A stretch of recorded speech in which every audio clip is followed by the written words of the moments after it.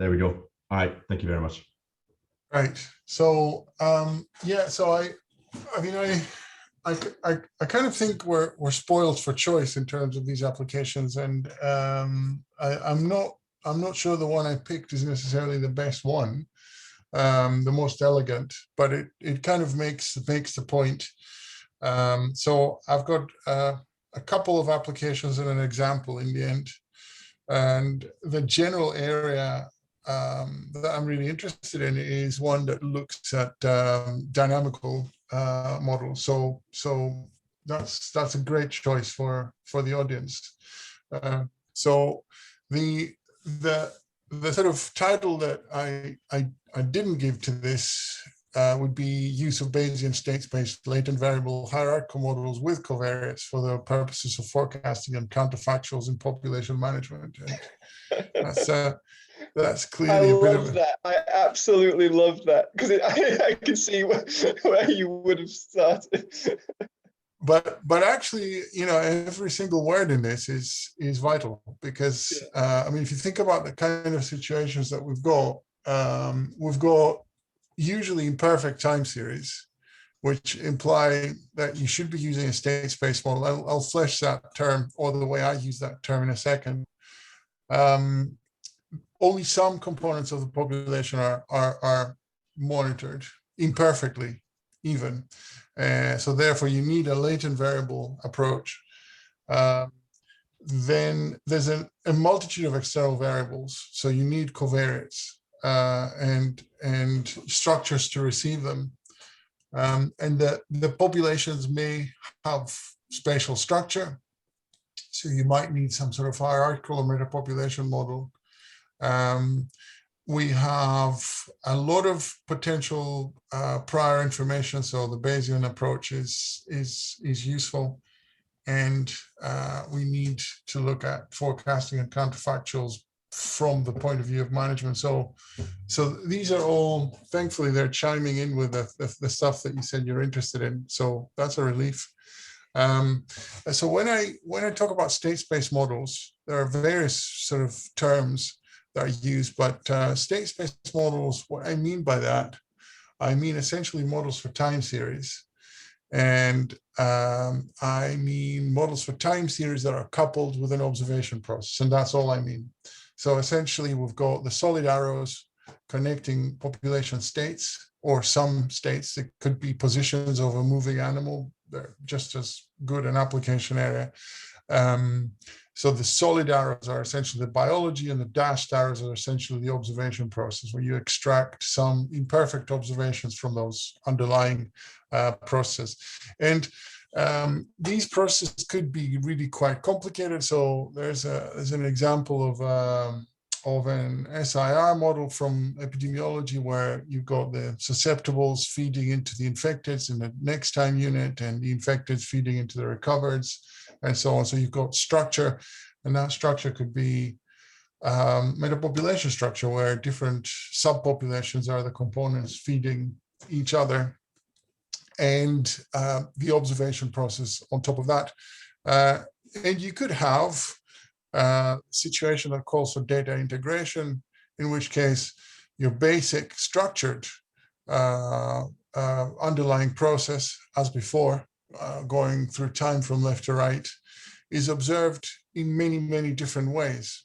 And not only imperfectly, but intermittently. So you've got various types of data that are extracted from different classes in the population, and you don't have continuous records, and you have imperfections in every type of data.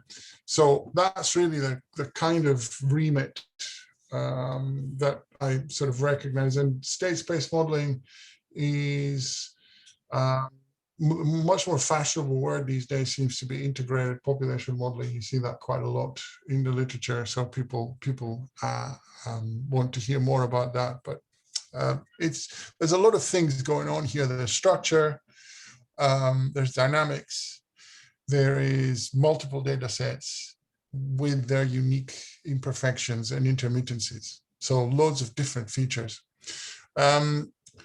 And basically the components that I'm thinking of are of a process model and an observation model. And these are coupled. And the tasks that we're sort of conducting are of estimation and model selection. So these are the standard tasks of statistical modeling, but they're being conducted on much more sophisticated models, both for the process and for the observation. And sort of moving people in a course out of the GLM, for example, and into a model like this is both rewarding and painful, because when it's painful because they have to really start thinking about much more complicated models for both the error and the process. But it's rewarding because for the first time they realize that this idea of tuning a model to a data set can actually be conducted on a model that's biologically interesting for a change. So I'm going to sort of rip through this first application because it's actually quite old and boring by now, but it makes a lot of points. So in the setting of population dynamics, and particularly in population declines, we have this scientific sort of impasse, which is really quite challenging. So when presented with data on a decline or an apparent decline, such as this decline, which was on stellar sea lions in Alaska, any kind of species decline, the minute you confront an ecologist with the question of what's causing it, you'll be inundated with possible explanations. And you can actually do that experiment, get a group of biologists. I've actually lived through that situation for real in the stellar sea lion problem. You sit them around a table and you ask them to think of how they would investigate this problem. And invariably what happens is they all come up with their favorite hypothesis and devise a field approach for collecting data to investigate it. But then the minute you start talking about combinations between those that could be, together acting on the population, at least the response that I've had repeatedly from different people is, well, that's too complicated to consider. Let's start with a simple explanations first, and then we can move on from there. Well, the problem is that these combinations can be really complicated, really convoluted, and they can be acting together with beneficial effects as well as detrimental ones. So there is about 32,000 plus combinations of just these 15 possible variables, and we're not really looking at 15 hypotheses. We're looking at this number of possible explanations for population declines, and that's the truth. So I think from a population biology point of view, thinking about multiple hypotheses at the same time is important. But the sheer number is overwhelming. So what I usually propose as a beginning for modeling these problems is to start from proximate causes, and this idea of the ecologist bathtub, which essentially says that the water level in bathtub is either coming from inpours or leakages. So either a decline is either caused by too many animals dying, not enough animals being born, or too many animals moving away. And you can really trim things back down to these basics. And that gives you essentially 7 combinations, 7 hypotheses that you really need to expand. So my sort of high-level suggestion for population modeling when investigating these things is to start from this point and then start to flesh out the model that you make to try and at least exclude large portions of this overwhelming number at a time. So for example, if you can exclude hypotheses that are to do with mortality, then all of a sudden you've got thousands of those combinations peeling away from the total. So, and this is what this example is about. So it was looking at this decline in the Moray Firth. One population in the north of Scotland. It was a sort of fairly emblematic study area because it was the target of both development and conservation planning. So there were all sorts of interesting things going on, both from the point of view of development. So oil installations being repaired in the area, so all sorts of energy developments, and also conservation plans. And looking at this particular species, which had the life history, sort of this fact file of life history relevant issues. So delayed breeding up to 1 pup per year, specific times when they would come out on shore for either breeding or molting, and an apparent population decline for an extended period of time, about 10 years. So that was the sort of mystery. And the culprits ranged from anything from ducted propellers to competing gray seals that actually turned out to be doing this kind of damage, to viruses, to predators, to fishermen, and so on, and any combinations thereof.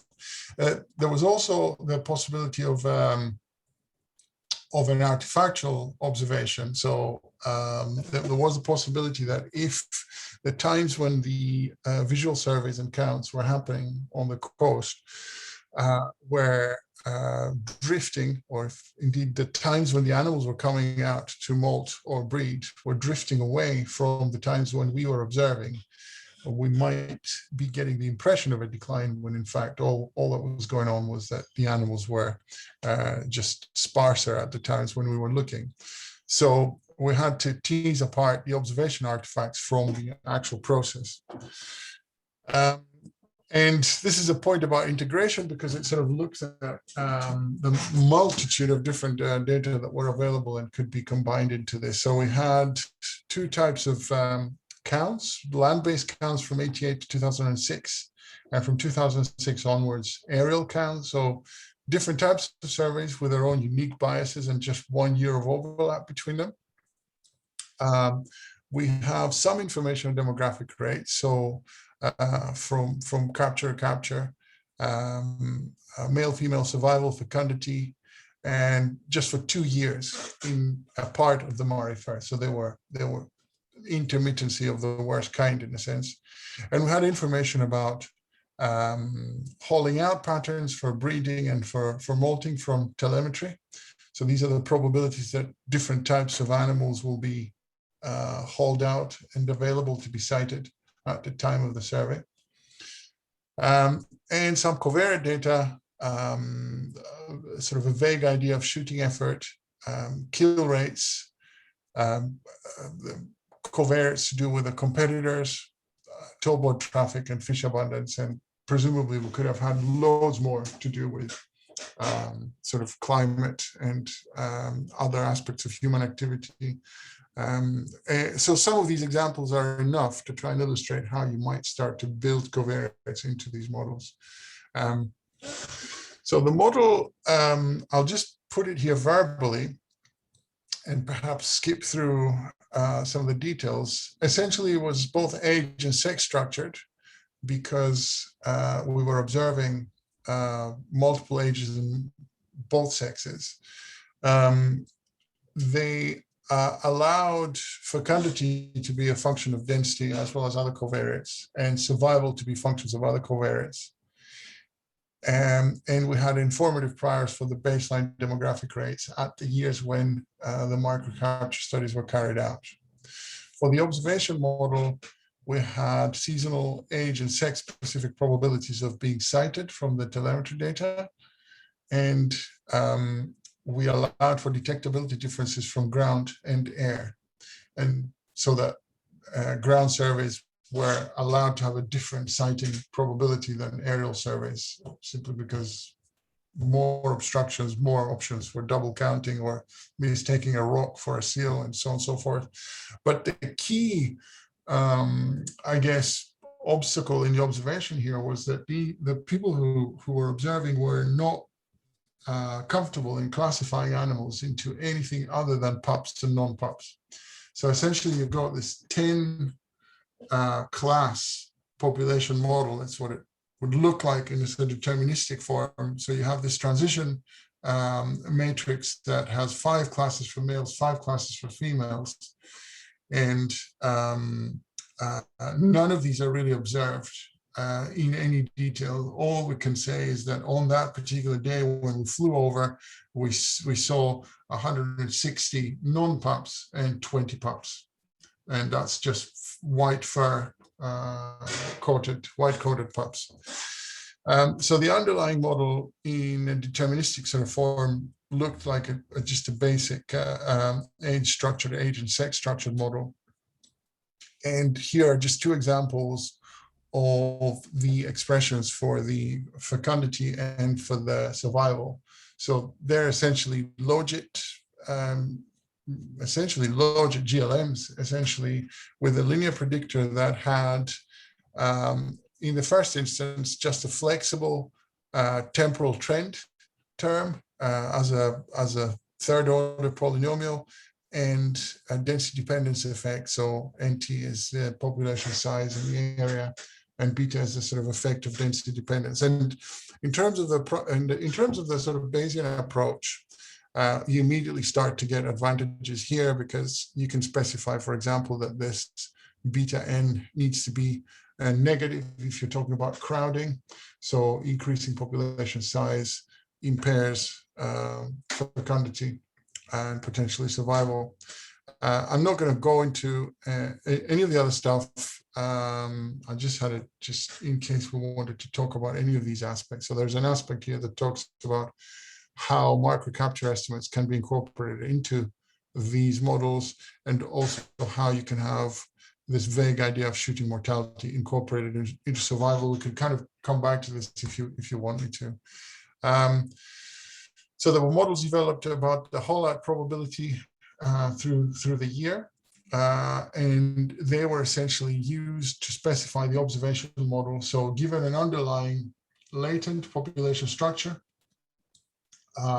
what is the probability of each population class being observed at any given date? And that's how it kind of worked out in the end. So we essentially had the number of animals from a particular class that were on the coast available to be sighted, modeled as the number of individuals in that class at that time, as a binomial process with a probability of being sighted coming from this sort of hauling out behavior model. Then the number of animals that were sighted under a method, either aerial or ground observation, as a Poisson process with a Q parameter representing the sort of per capita rate at which an animal is sighted. And this could be a probability if you're missing a lot of animals, or it could be bigger than 1 if you're accidentally double counting animals. And then 2 classes of observation. So there were the pups, which were essentially the class 1 and class 6 animals that were sighted, and adults, which were essentially the non-pup classes from the male and female components of the population structure. So this is a huge level of aggregation that happens here. And essentially the latent part of the process are the individuals belonging to each age/sex class in the population at any given time. And these were modeled explicitly by this sort of projection model, the age structure model. Sorry, together. can I ask a question there? Why, that hasn't been quite clear to me, why, even though we just have pups and adults, do we now introduce 5 distinct age classes for each sex?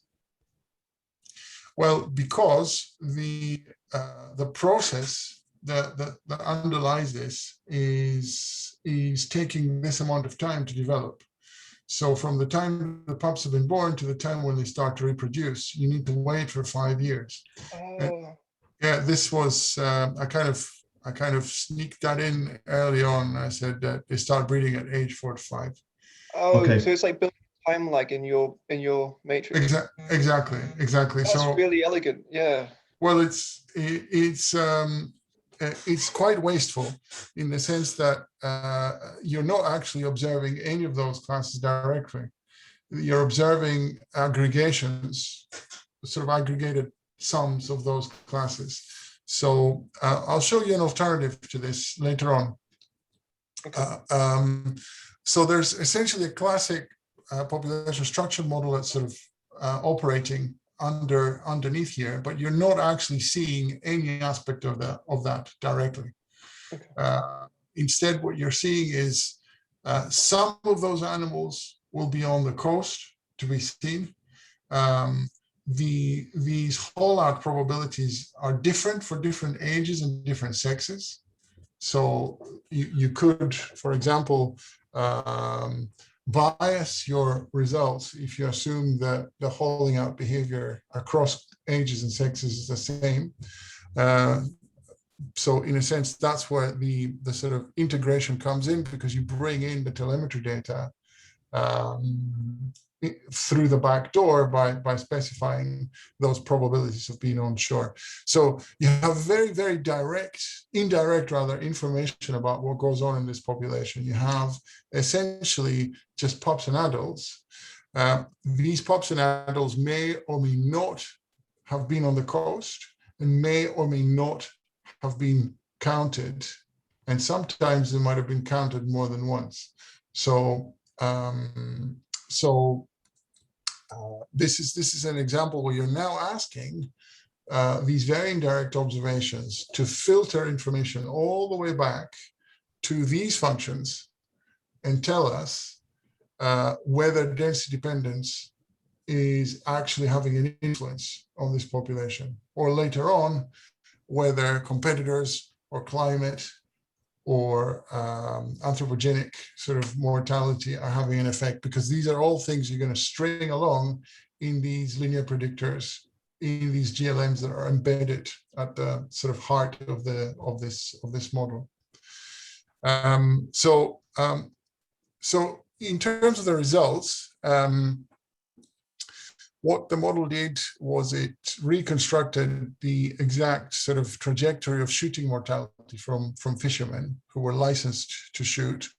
The trajectory that was reconstructed is here, and the sort of the data that were used were here. So much more importantly than that, what the model did was to reconstruct the rates of fecundity and survival across the years. Now, it's crucial to say here that there were only 2 of those values reconstruct or estimated from macro capture data. The rest of the time series are coming from the count data. So these are reconstructions that the model made from that very, very indirect sort of information that it was getting from the aggregated counts.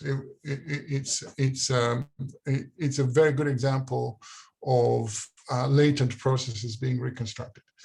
And what was interesting about these results, well, okay, so the effect of increased shooting is very visible in some of these survivals. So there's a dent here that's very clearly coinciding with high intensity of shooting.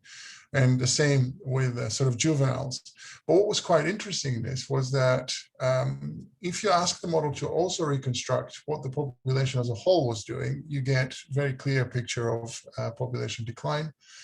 And that matches very, very well with the 2 independent estimates of population size that weren't that were actually used in the model.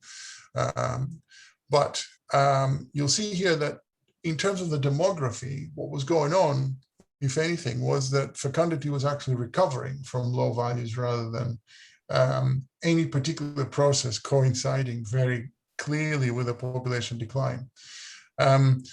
Essentially, what was happening was a combination of several things. So first, you had fecundity starting from really low values that were inviable for the population.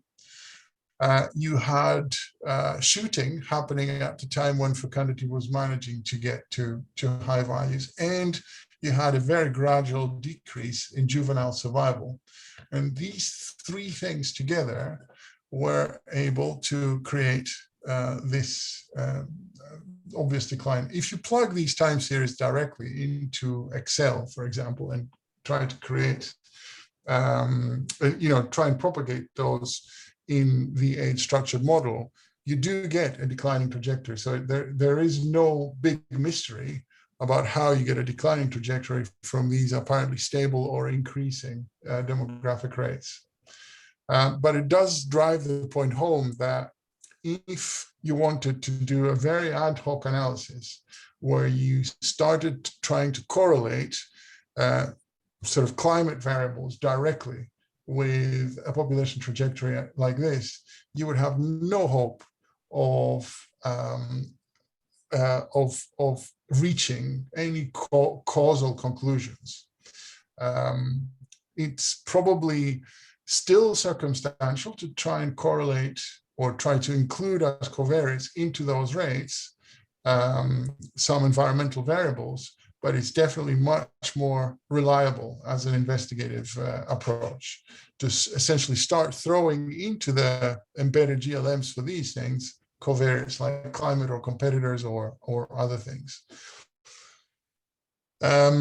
So I'm not sure if that made any sense.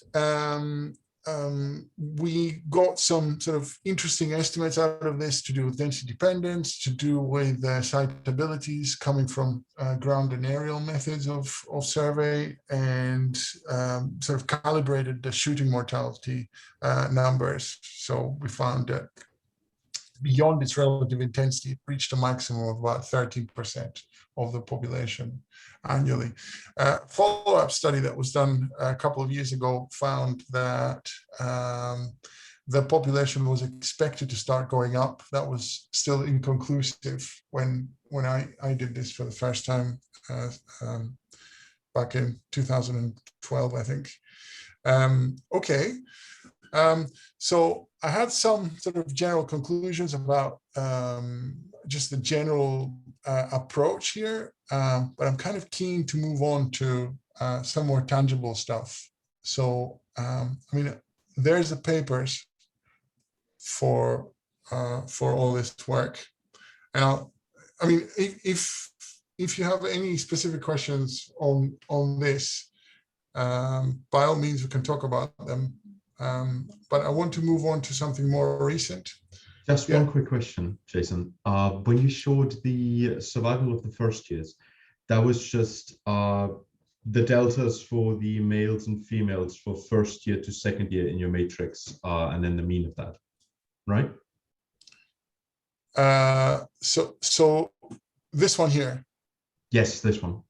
Yeah. That goes all the way back to the 10 by 10 matrix, and then you just take what would it be, row number 2 and row number 7. That's right. And yeah. column 1 and column 5.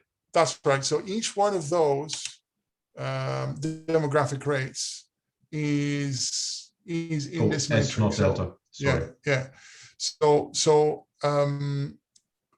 this is really a misrepresentation of the model of the worst kind, because it kind of gives you the impression that this was just projected forward as a matrix multiplication, but in fact, every single one of those demographic processes was modeled as a stochastic process. So the survivals were a binomial process, and indeed the births were a binomial process, because these animals only give birth to up to one pup.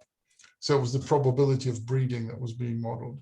But all of these are stochastic, and they are functions. They're not constants. So that's the form they take. So Oh, so it's oh, I've got you there. So it's a probability distribution and not a fixed constant that you're getting That's at. right. That's right. So Gotcha.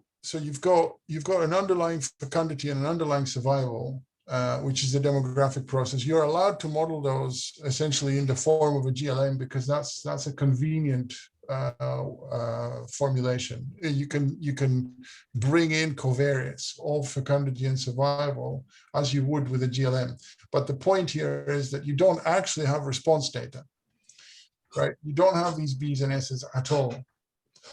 These B's and S's have to be, they're latent and they have to be reconstructed from very indirect information, annual counts of very aggregated types of classes of animals. So the model that's operating underneath this is actually offering quite a lot of structure in what's feasible and what's not feasible. It's not possible, for example, to have a really great year in fecundity this year and allow that to have an impact in fecundity next year, because the animals that were born this year will need to take 4 or 5 years before they can show you a signal in enhanced reproduction. So if you had a baby boom this year, you're going to have to wait for 5 years before you can see that as an impact. And it's all the zeros essentially in this transition matrix that offer quite a lot of structure, offer quite a lot of constraints.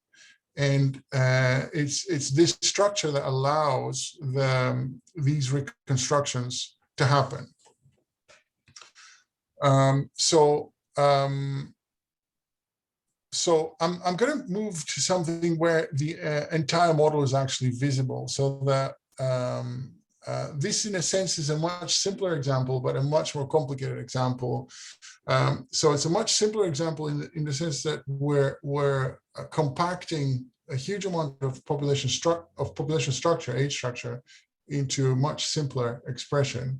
But it's more complicated in the sense that it is a metapopulation model. So there's about, I forget, about 50 colonies involved in this.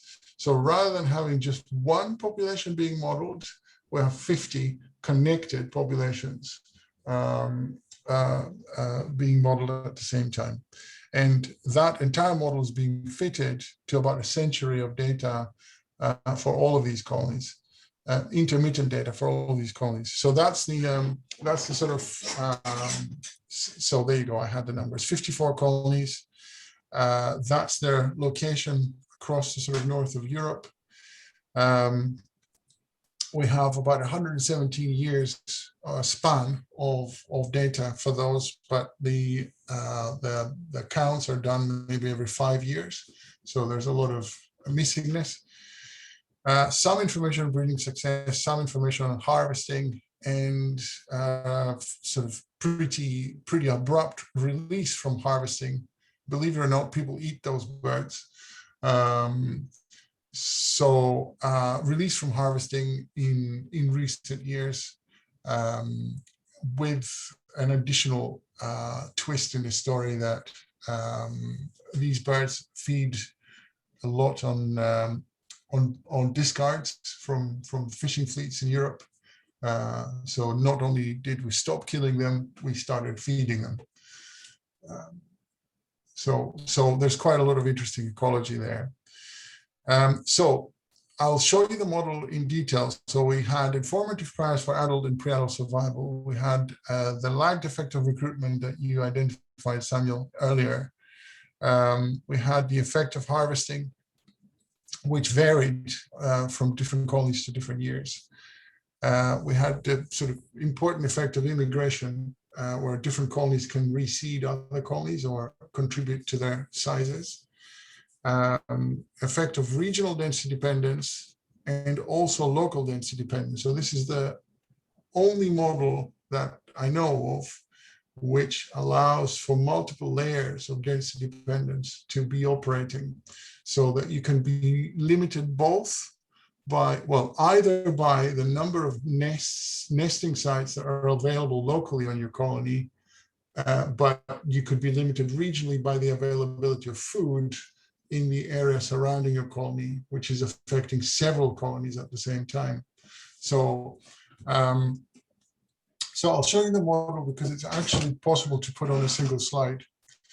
So we're modeling the population size from one year to the next. We've swapped this from a Poisson to an over-dispersed distribution since. But think of a Poisson.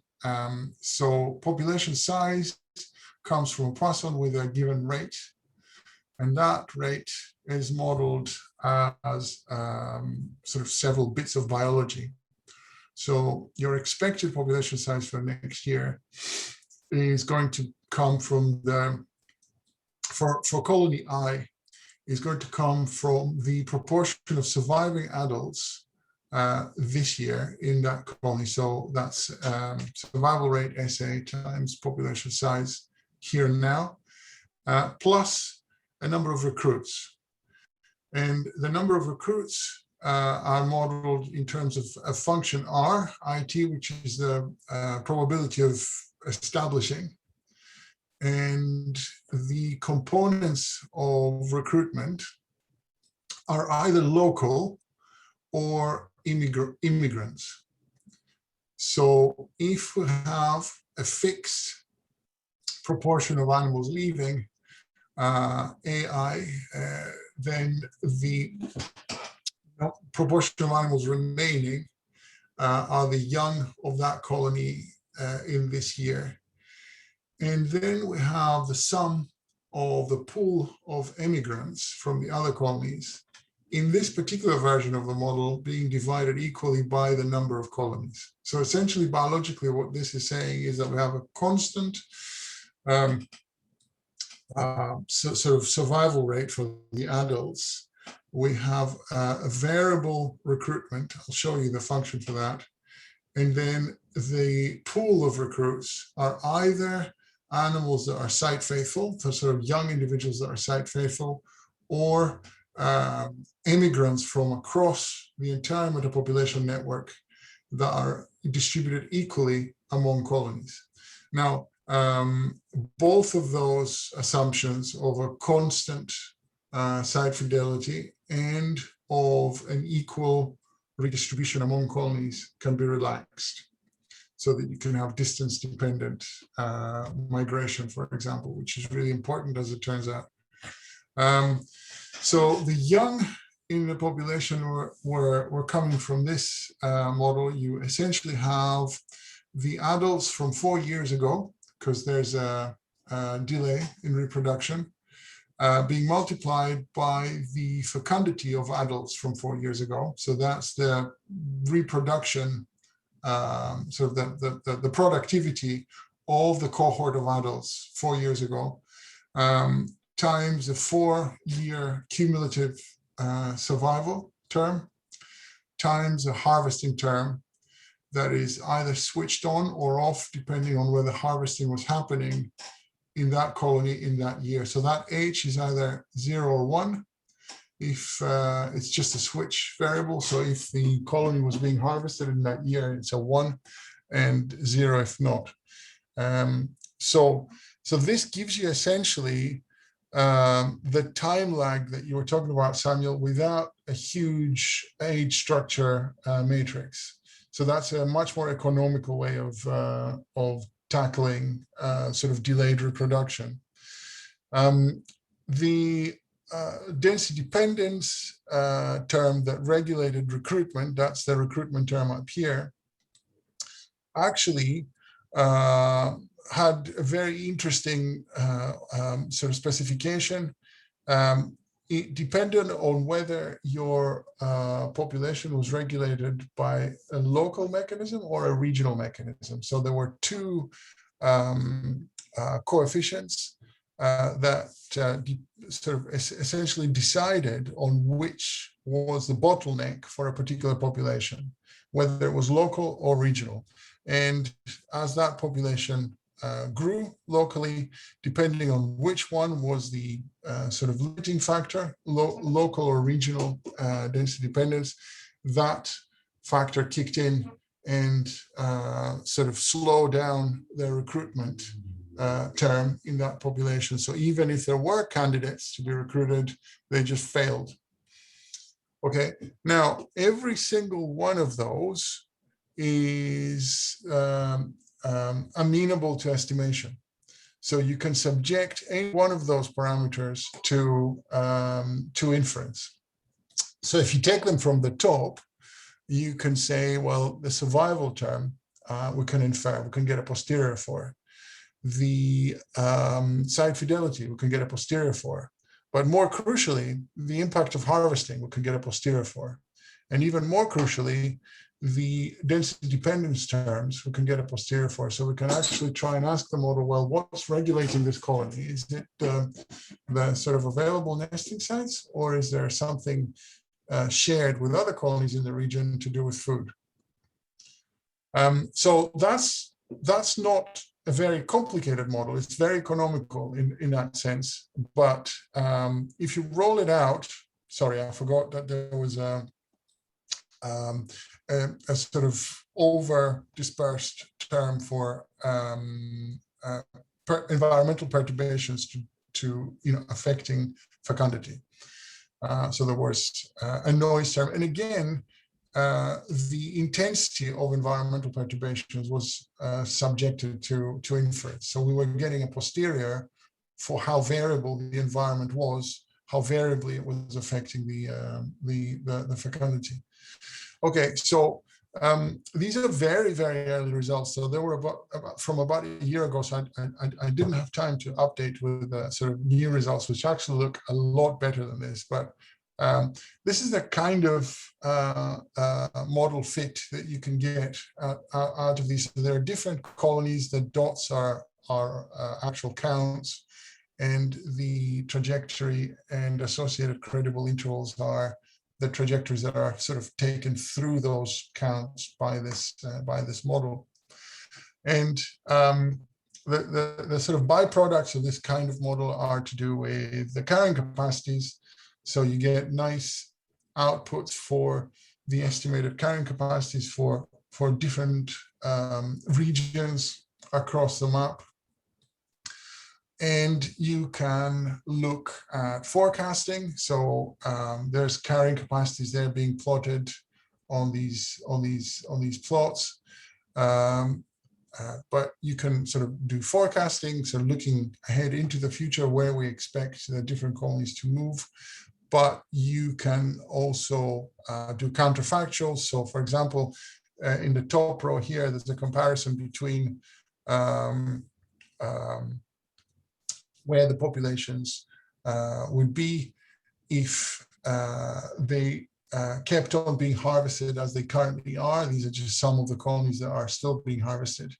And the counterfactual at the bottom showing you what would happen if you stopped harvesting tomorrow in terms of the population numbers. So that's the sort of three papers, but that's really the manuscript that's sort of prompting this work specifically, and that's going to be out, sort of submitted anyway, fairly soon. So I don't know if you had any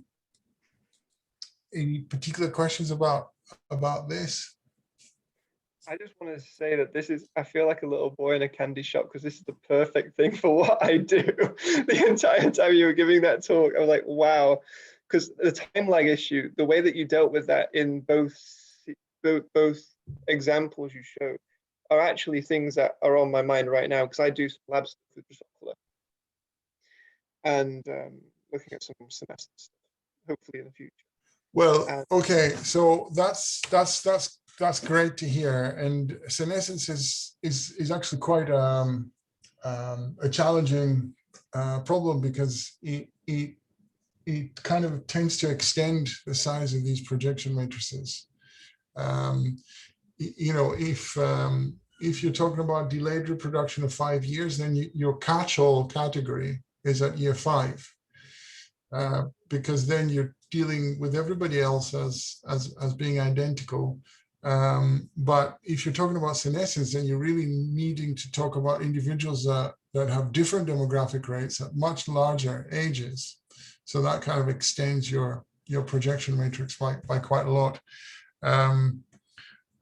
So and the more you extend these projection matrices, the slower these models get, because the more latent sort of variables you have in there, the more latent states you have in there, the slower the computation gets. So for example, this model that I just talked about takes about 9 days to run for the 54 colonies on sort of parallel processing. So that's heavy then. so that's one chain, effectively 9 days, and I think that's blindingly fast for MCMC. So it's actually really a result of the fact that we're not modeling we've got this very economical version of the model, which essentially has one state variable. We're not modeling males and females separately. We're not modeling loads of individual juvenile classes that we don't really care too much about. The price you pay for this is that you incorporate into the survival term potential variations in juvenile survival over the last 3 or 4 years. So you're kind of approximating this as a term that doesn't vary much in those 4 years, but that's a small price to pay, given that if you wanted to do this with the previous model that I showed you, so if you were to connect 54 instances of the harbor seal model that I showed you, you'd be talking about months of running time, unnecessarily. So all I had in the end was a sort of a toy example of where you might start if you wanted to build a model like this, and can kind of strip this back to the bare essentials. So starting from the Gannett model. So let's say, Sam, that you wanted to kind of start from something really, really simple, really compact, that has no age structure, no lags, and fairly straightforward distribution. So let's say then that you simplify the Gannett model a lot. Population size next year, let's say that you model that stochasticity as a Poisson. It's very easy to make that over dispersed so that you're actually dealing with a slightly more realistic stochastic process. The Poisson at a given rate, and make that rate essentially per capita rate times population size. So that if you were to write this deterministically, then this is essentially PT plus 1 is equal to RT times PT, which, if RT is constant, is an exponential growth model. But it doesn't have to be constant. It shouldn't be constant. You should have RT written as some log linear, for example, function of simple things. So you can have an intercept, a simple density dependence term, and some stochasticity. And that's really the basic ingredients, I think, as far as I can see them. Everything else is a surplus sort of luxury. So the age structure, the population structure in terms of metapopulation structure, and so on and so forth. These are additional features that you can bring in if your system really demands it. And other than that, you can assume all of these things as a bare minimum. So I've actually put some code at the end. We could kind of run it, and I'll show you what it does. But it's interesting to ask if this is the kind of trajectory that you generate out of this model. Then first, how well can you reconstruct that trajectory from sparse data? So here's an example with fairly dense data. So there's intermittent data, but at high frequencies, and also a very wide observation window in time. But you could have a much narrower window or much sparser, more intermittent data. And how well can you carry out parameter inference? So, for example, which parameters are hard? Is density dependence a particularly difficult parameter? And how much prior information do you need for the vital rates, or at least the intercepts of the vital rates in those reconstructions? So, so I could actually just put the instead of sharing this screen, I've got the code in the slides, but I could put up the.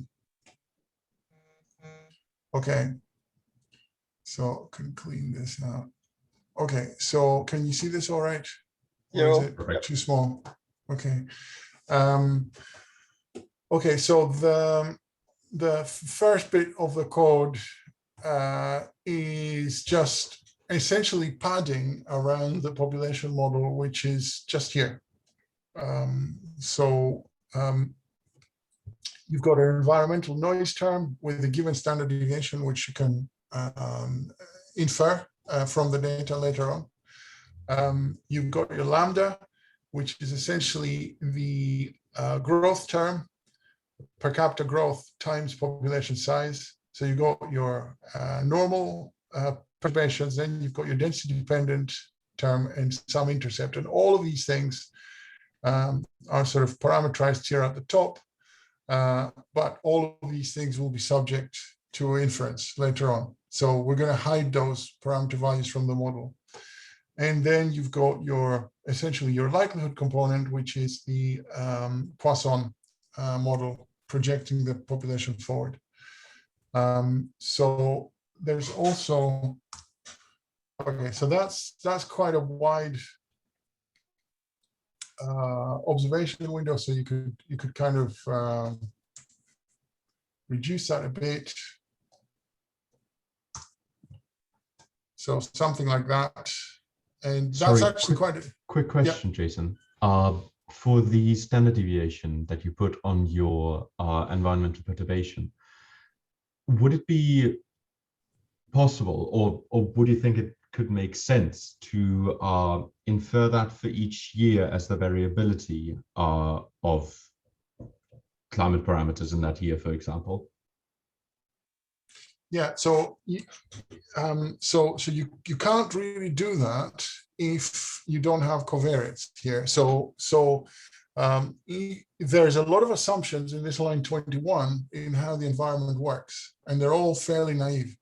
So we're assuming, for example, that these perturbations are unbiased. So there is no reason to assume that the environment is having a sort of consistently positive effect.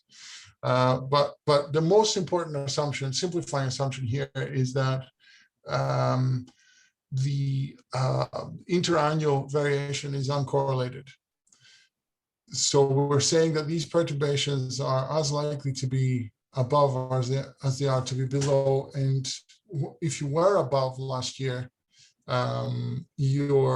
that doesn't say anything about where the environment is going to kick you this year. But we know that environmental variables drift slowly. So you might have a string of positive effects and a string of negative effects through that. So what you can do without covariates is to model that dependency. So you can try and put in a random walk in those perturbations rather than a white noise term, which is what I've got now. So you can at least try and do that, and you can, from that, reconstruct essentially a correlated random effect that kind of explains these gods unknown. It tells you there are some environmental influences that have this kind of time series of impacts. We don't know what they are. We don't know how each of them is sort of acting on the population, but there's their net effect on the population growth. But it's much, much better to actually have good quality environmental data with some good quality expert opinion on how these act, and bring those in as covariates. So for example, this is written as a log linear model intentionally, because you can see this as a sort of linear predictor of a log linear model. So if you want to include environmental covariates in the growth rate here, you can certainly do that. Right, so that brings us to with the random walk you just proposed, we would be altering the mean from which we draw from our random normal distribution. Correct.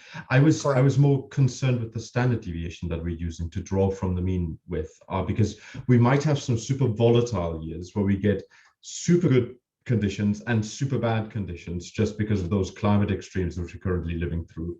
Yeah. And I was wondering, we can just pull that out for each year from the data if we had that kind of variability for each year, right? So what could be done, if you're talking about this situation, what could be done would be to use a flat tail distribution instead of the normal.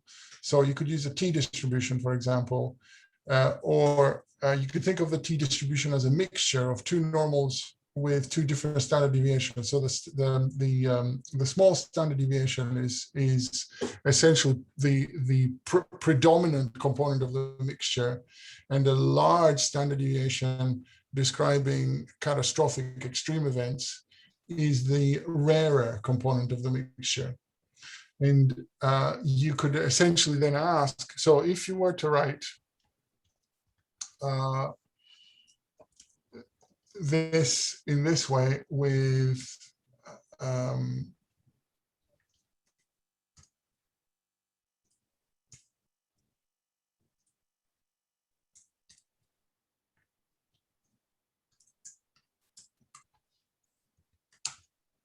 so that could be a t distribution. It's essentially a mixture of two normals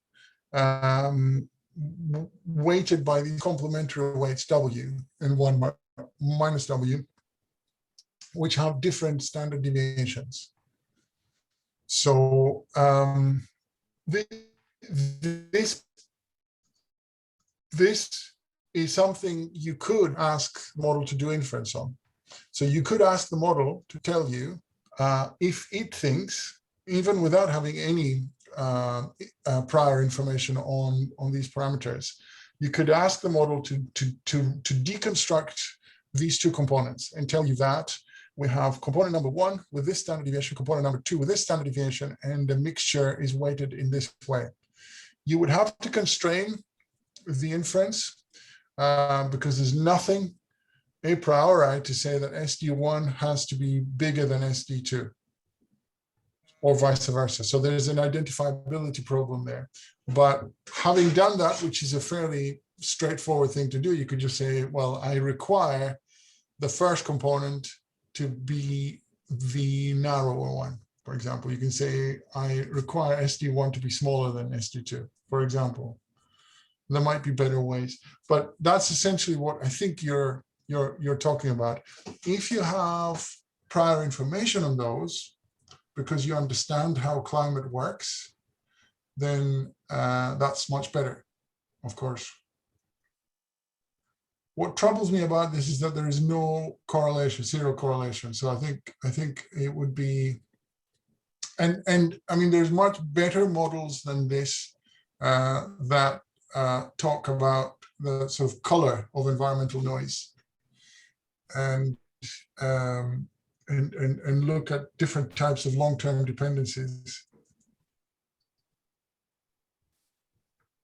Fab. Okay, so here's an example, and just in terms of this is in JAGS, but you could easily write this in Stan if you preferred. But essentially, what this is showing is just how closely the data generation process is mimicked by the JAGS code. So this is essentially the data generation model in the model fitting code. You have a term for the environmental noise. You have the same term for the expected population size next year you have the stochastic component propagating forward, and there's a couple of things that are going on. So there's the data, that's the sort of likelihood component, but that's there to create counterfactuals. In terms of the, I'm not sure how much of this you want to sort of delve into, but I can leave you with the slides, and you can kind of play with this. I think the important thing to point out, because Sam, I think you haven't worked in JAGs before, is that the normal distribution here is defined by the mean and the precision rather than the mean and the standard deviation, which is different from how we've done it. Oh, So, gotcha. so what have you been what have you been using for model fitting? So we've been using the rethinking package that Mike Eldriff developed, which has a few helper functions to parse model specifications directly into Stan for us. Okay, that's nice. It's really rather handy because it also gives you the function to then spit the Stan code back at you. So if you want to do it in Stan later on and do any kind of adjustments with Stan code, you still get the Stan code that it parses on from your more rudimentary R specifications. No, that's great. That's fantastic. So sort of wrapping up, the true population trajectory is in sort of white dashed, and it's important to remember that all the model was seeing are the red dots. So there was a lot of data sparsity in this, so to try and reconstruct the white trajectory. But I think what's the big payoff here isn't so much in accurately reconstructing the trajectory, but it's actually representing the uncertainty in that reconstruction in an appropriate way. So, you know, the pleasing thing about this kind of demonstration is that the white trajectory is, well, in this particular example, completely captured by the credible intervals. And the credible intervals are not too wide in order to do this. So they're not unnecessarily inflated in order to try and capture this, you know, the true underlying dynamics. But of course, this works so well because the data generating process is exactly the same as the model being used to fit to the data. So you can play around with this and also have a look at the sort of parameter estimates that you get out of this, particularly to do with things like A1, the density dependence. So for example,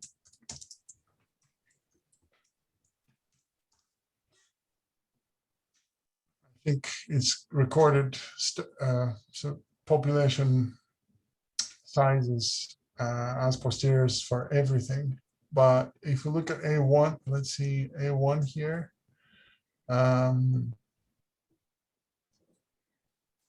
Compared to A1 up there. So the value of A1, the absolute value was 1, 2, 3, 4, 5. And that's kind of the median value that's reconstructed for density dependence. So it's certainly within the credible intervals, although the credible intervals here are fairly generous for this parameter value. So yeah, so I think with hindsight, I really quite like this example, especially in a class that's had a few days of JAGs and can make sense of the idiosyncrasies. So maybe I should be starting from this illustration and then going on to the other examples rather than the way I did it just now. And I think I'll probably use this for the course next year, Eric. I'd recommend that, yeah, because this example, especially because the credible intervals just capture the underlying pattern so well. There's a beautiful sentence that I picked up on from working through this rethinking book, which, and you just mentioned it, our model in this case just so happens to exactly reconstruct the data creation process. And oftentimes I feel as though when you first get met with this, as a student, you then raise your hands and go, well, so what? Of course the model's correct because we've made it to be correct exactly to how the data was created. And in the book, which is where I was starting, in the Rethinking book, McElreath repeats a mantra, which is that models do not have to be mechanistically correct to be predictively accurate. And I love that phrasing. Yeah, it's true, but the truth is also that the more mechanism you put in correctly, the more predictive you can be. Of course. The pitfall is that you can incorporate mechanism incorrectly and end up misdirecting the model more than you direct it. So that's always a big trade-off, which I guess, when I was talking about the common seal example, I think the idea there is to start being as minimally mechanistic as you can. So sort of trim everything back to the basic principles of demography, and then start incorporating mechanism as and when you have data. Because otherwise, if you start being mechanistic at the front, you've got this situation with 32,000 possible combinations of mechanisms that could be acting on the system, and you really can't tackle that. So I think, from my point of view, at least, I'm not kind of ramming this down anybody's throat, but from my point of view, my favorite approach is to start from a null statistical model and build that very, very carefully, very gradually with mechanism. And the criterion for how much mechanism you put in is, from my bias point of view, is inference. The minute you stop being able to do this kind of thing, then you should stop including more details, more parameters. It doesn't matter if you know that these things are important as a biologist. If you can't really do inference with them, then you should leave them for a happier time in the future. I completely agree. And when you made that split between proximate and ultimate causes for effects in either a population or something ecologically based, I thought that was a really nice way to parse it, and that we really should talk about more proximate things before we have the luxury to talk about more ultimate things. And I also like the way that you've presented it. Also tells us what sort of models we need, or what sort of data hungry process we need to actually have the luxury to start looking at those effects that, if you got the ecologists around the table, they would all start talking about aggression and excessive predation and all those sorts of things. I think it's really quite neat. That's the appeal for me as well. I think I find that from a scientific point of view a lot more rewarding. Because with a purely empirical model, the dissatisfaction is always that everybody will always stop you from talking about causality.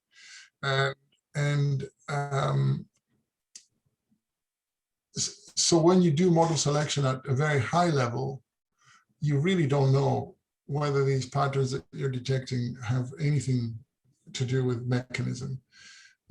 So slowly and carefully bringing in mechanism up to the point that the data really fail you is a much more satisfying way to do it. Plus, you're thinking about biology, which is the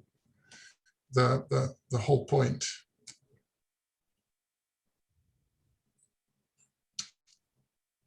So I'm very keen to see where you kind of take any of this stuff with IPMs. I mean, who are you working with on IPMs? Well, theoretically, I'm supposed to be. It's one of those things. So I'm going to start some flight work, and Rob Salguero Gomez is really big into basically using IPMs for everything. I'm doing some MPM work, some simulation work, but I think it'd be cool to do some IPMs. And right now we're going through an IPM textbook as a little group. There's another little study group going through an IPM textbook. And kind of the way I feel with Bayesian stuff in relation to frequencies, I find IPMs quite attractive because of it's very easy to encode density dependence or trade-offs or in between vital rates and those sorts of things. It's just really easy. It's like when you're parameterizing a Bayesian approach, it's really easy. You build it in. So that's what I'm thinking. But since all IPMs are based on covariances and regressions, it seems like it needs to have a Bayesian approach because I don't see how it can't. So that's why. So I'm trying to guess which book it might be that you were talking about. It's Elna 2019. So is that in the demographic sessions right now? Yeah. So that's Steve Elner. Yeah.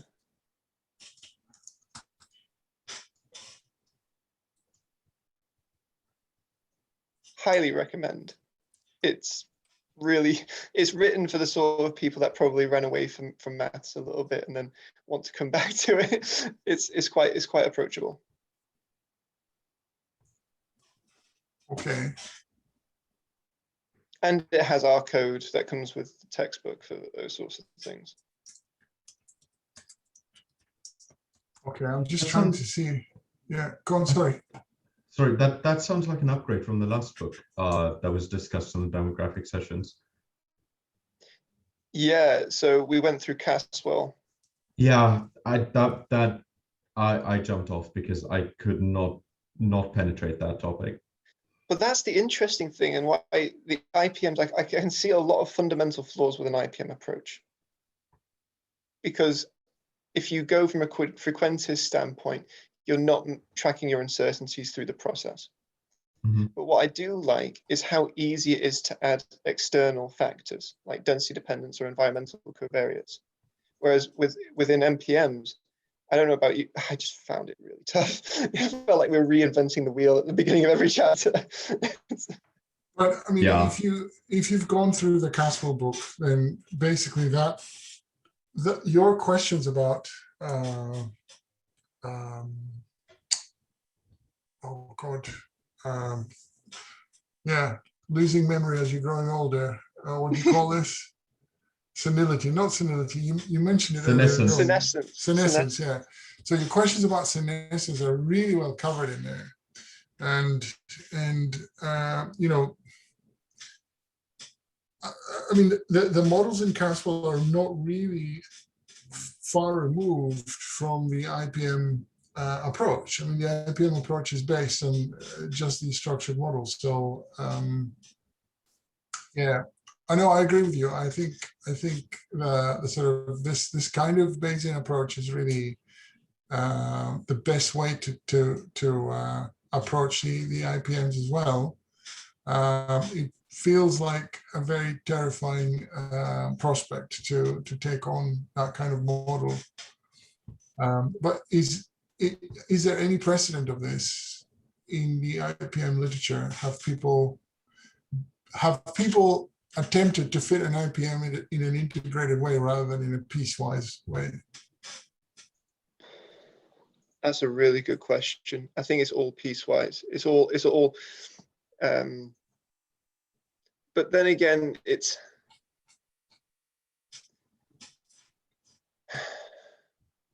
a really good question because theoretically it's an integral. It's an integration function, but it's not really what you do when you write it in code. You discretize it into little blocks and then you track the areas of those bits under the curve. What gets me is when you're creating your covariates, say with body size. Let's take fecundity and we covariate that with body size. What tends to happen is you do your nice little GLM, you create your nice little function, you plug that into your IPM, you build that n by n dimensional, like 100,000 by 100,000 matrix, and then you can get your answers. But at no point does anyone really, or to my knowledge, I'm not as good at Rob at this sort of stuff, but there's no point does anyone go back and say, hang on, that GLM we created at the very beginning has like quite a bit of uncertainty in it. Exactly. And we can then build that back in. Now, some people do that by tracking residuals, and they try and put that into there. But I do think a more Bayesian approach would be better. And then we can have a bit more confidence in our uncertainty with regard to these sorts of things. And also, I just wanted to mention one thing. Throughout the entire rethinking book, the entire time I've been like, oh, I wonder if we can do this sort of stuff with structured populations. So when you had structured populations in your PowerPoint, I'm like, this seems doable and actually quite simple. So I just want to say a massive thank you. Well, it was quite good chatting, guys. I mean, I'm very happy to chat some more, and there's a lot more applications of this kind of thing. So if you want to give me some pointers of what how you're doing or what else where you'd like to move, then I'm very happy to chat some more. So I'll jump out for this other meeting at 4:30, but we can maybe talk some more as and when. Jason, Awesome. again, thank you so much. Sorry that it was only the two of us, but I can tell you the two of us were exceedingly happy that we got you all to ourselves. No, it's influencing sort of gifted minds as much as possible. So I'm curious in the IPM angle, and you said Oxford, or yeah, I'm with Eric and we've got the same co-advisor. It's Rob Salguero Gomez. He's So you don't have a direct line to Tim Coulson by any chance? Yeah. I'm sorry, I missed that. What did you say about Tim? You don't have a direct line to Tim Coulson by any chance? I can. Yeah, because he would be, if need be. He would be great to talk to about these things, and also he was reviewer of the study group of the work group that actually was inspecting us when I was developing the Really? harbor seal model all those years back. So he kind of saw that develop. Yeah. So if there is sort of thoughts about the IPM approach and integrated model fitting, which I'm sure there must be in many areas across the world, that's an interesting topic to talk about. Yeah, I'll try and get that dialogue going. I think Rob will be interested in that, but also Tim's just a polymath. He just knows everything. From what I've heard from people who've talked to him, he just knows everything and every ecology paper. And it's like, yeah, I mean, he's been so instrumental in developing the IPM. So I thought, if there's bound to be thoughts about how you fit those models in an integrated way. So I think that would be an interesting discussion to get involved in for you, I think. Of course, definitely. Lovely. Right. I'll catch you later, guys. Thanks for the invitation. Thank you. Then. Bye. Bye now.